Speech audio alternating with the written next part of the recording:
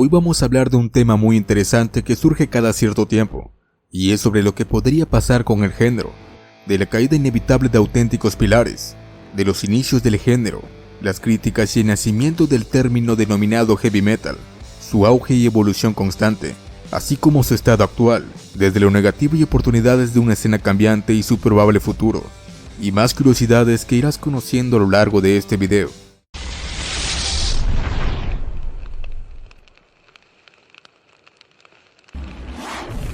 Dentro de 10 años es probable que muchas de las bandas grandes que hoy son estandartes dentro del género ya se hayan separado, o estén por separarse.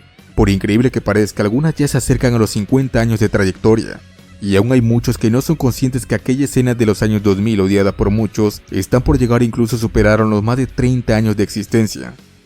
Algunos como los alemanes Scorpion ya están por cumplir 60 años de trayectoria, o las quejas de que en festivales masivos casi siempre están encabezados por las mismas bandas. Aunque esto se debe ya que aunque variedad no falta, son estas bandas las que generan utilidades y mantienen financiando un negocio que beneficia a todos.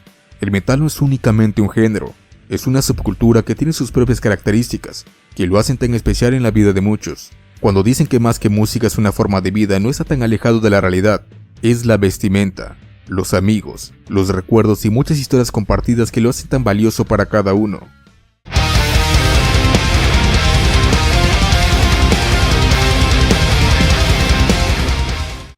Además, el metal también ha sido objeto de estudio, desde el impacto en las emociones, la cultura e incluso por algunos usos realmente extremos, y como todo tiende a la evolución, las opiniones respecto a que se encuentra en una etapa final no significan una verdad absoluta, más bien eso, que es el final de una etapa y el nacimiento de una nueva que tal vez a muchos no les guste, de la misma manera que pasó con el surgimiento del new metal, y toda una nueva ola de bandas y con el nacimiento mismo del género a inicios de los 70. La banda Black Sabbath fueron criticados cuando comenzaron a ganar más relevancia. Esto es algo que relató el propio Ozzy en su libro autobiográfico de 2009. Tal vez la crítica más dura fue publicada por la revista Rolling Stone para el primer álbum de estudio de la banda, que fue tachado de mediocre y la banda catalogada como una copia de Cream. Esto probablemente ya que una de las canciones del álbum tiene un riff muy parecido a la canción Sunshine of Your Love de Cream.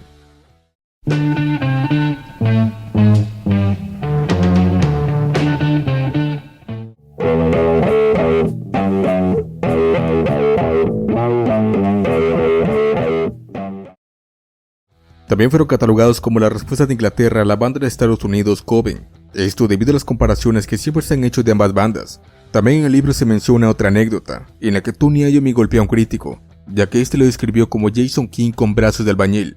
Pero también se menciona algo interesante y es la influencia de los medios. Cuando lanzaron su tercer álbum de estudio, Master of Reality, el álbum fue un éxito en ventas, a pesar de las críticas de los medios, aunque curiosamente el mismo crítico de Rolling Stone que antes los había criticado ahora fue menos agresivo, y en algunas partes elogió a la banda. Pero lo más notable es el nombre que marcó el nacimiento de todo un género. El término heavy metal no surge de las bandas sino de los medios. Algunos como Ozzy aún reniegan del término, y también Lemmy solía rechazarlo o usarlo de otra manera. Una vez lo describió como el hijo bastardo del rock and roll. Don't forget us. We are Motorhead. And we play rock and roll. Pero tal vez se estés preguntando de dónde realmente pudo surgir ese término. El álbum debut de la influyente banda Iron Butterfly, de la que ya te hablé en el pasado, se publica en enero de 1968 y se llamó Heavy. Ese mismo año se publica la canción Born to Be Wild y ahí también se menciona heavy metal.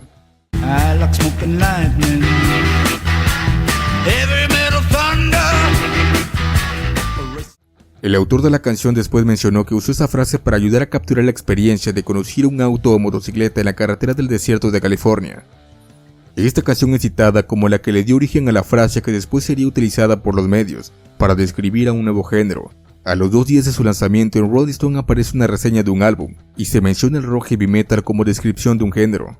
Aunque la más famosa es de 1971 escrita por Mark Saunders, reseñando un álbum de la banda Sir Lord Baltimore, una banda que competía con Black Sabbath y que de hecho se menciona que en un concierto fueron saboteadas por los ingleses.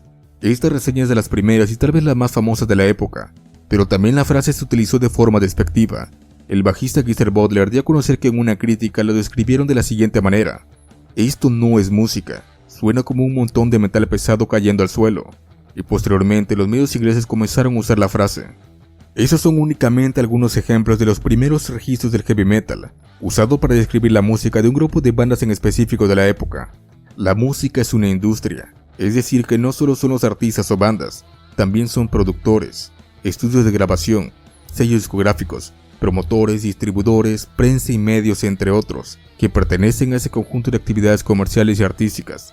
Y como toda industria, la competencia y capacidad de adaptarse a los cambios es determinante en el éxito o fracaso. También existen los nichos. El metal extremo, aunque tiene diversidad en cuanto a subgéneros, su público no se compara al del mainstream. Este suele ser un público específico que busca una experiencia musical más intensa, agresiva y a menudo no tan accesible para el oyente promedio. En cuanto a la evolución musical, esta no depende de opiniones, e incluso suelen haber resistencias y críticas como la evolución misma del género. Muchas de las bandas que hoy son catalogadas como legendarias, y sus inicios se enfrentaron a duras críticas. Tuvo que pasar el tiempo, que abarcaran una cantidad considerable de mercado, y consolidaran una audiencia para convertirse en lo que son hoy en día. Y muchos de los calificativos como legendarios, icónicos o influyentes provienen de los medios, y terminan normalizados entre los fanáticos. Y lo mismo sucederá con bandas que hoy pueden ser incluso odiadas por un sector. Si esas grandes bandas son especiales en la vida de muchos, poco importan las opiniones negativas, puesto que ellos mismos son un público diferente, y las resistencias al cambio son algo común en las industrias, no solo en la musical. En los años 80 fue cuando el género estuvo en su época dorada, no solo en cuanto a popularidad, sino también en el nacimiento de nuevos subgéneros, que surgieron no solo por la influencia de grandes bandas, sino también por elementos culturales. Y desde ahí se muestra la capacidad de adaptarse a los cambios a través de la innovación musical. Solo en California surge la escena del thrash metal de la bahía, y en otra área del mismo estado tiene un gran auge el glam metal, ambos subgéneros con marcadas diferencias. A mediados de la década aparece el death metal, de la mano de bandas muy competitivas, en una lucha constante por tener un sonido más agresivo. El power metal comienza a prosperar sobre todo en Europa, y por supuesto el black metal, con características muy notables y destacables del resto. Pero también surgen intentos de censura, el más famoso liderado por el Centro de Recursos Musicales de Padres, encabezado por Tipper Gore y las llamadas esposas de Washington, que miraba la evolución musical como algo dañino para los menores, y de ahí surge la famosa etiqueta de aviso parental, que incluso en algunos casos terminó causando el efecto contrario, aumentando el interés en los álbumes que la llevaban. En los 90, a pesar del auge del grunge, también se dan acontecimientos interesantes. Metallica lanza su álbum homónimo, conocido como el Black Album. Pantera abandona su etapa glam y se convierte en uno de los máximos exponentes. En California se forma la banda Korn. En la recién reunificada Alemania nace la banda Rammstein, y Marilyn Manson, con un estilo excéntrico, sorprende a todo el mundo.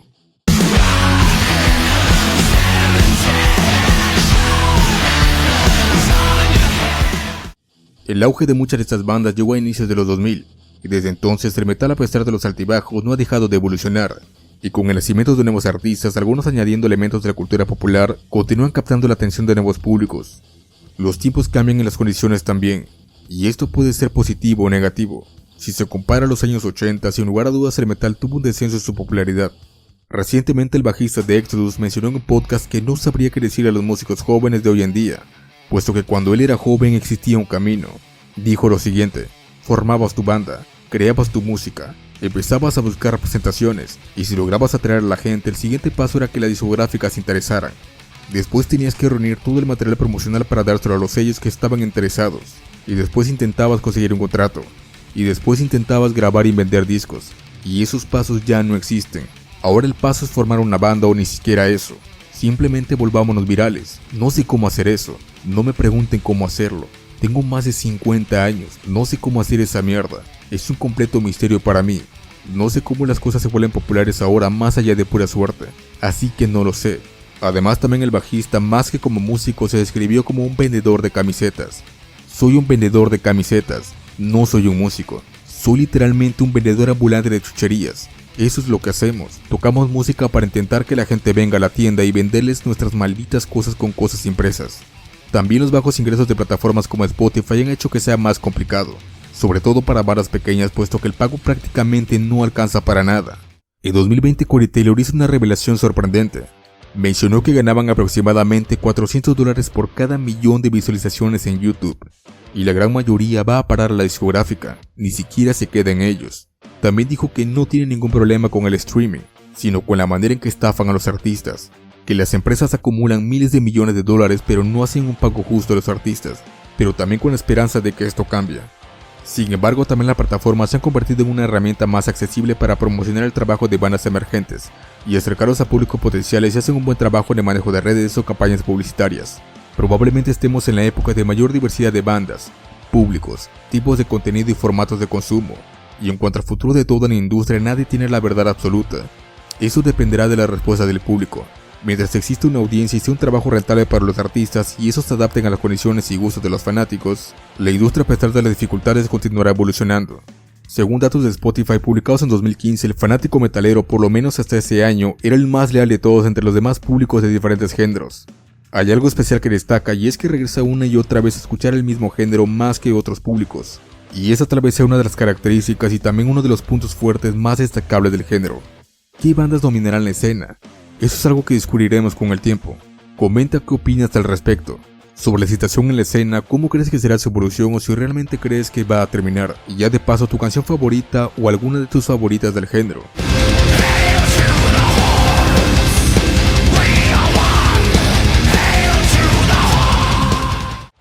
En tu pantalla estás viendo más videos. Recuerda suscribirte, darle like y compartir este. Escribe tu opinión en los comentarios acerca de este tema. Y nos vemos pronto con una nueva historia. Hasta la próxima.